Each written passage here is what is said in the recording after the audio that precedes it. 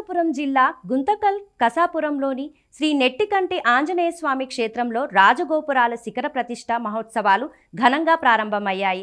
స్వామివారి మూలమూర్తిని వేకువజామున సుగంధ ద్రవ్యాలు పంచామృతాలతో అభిషేకించారు.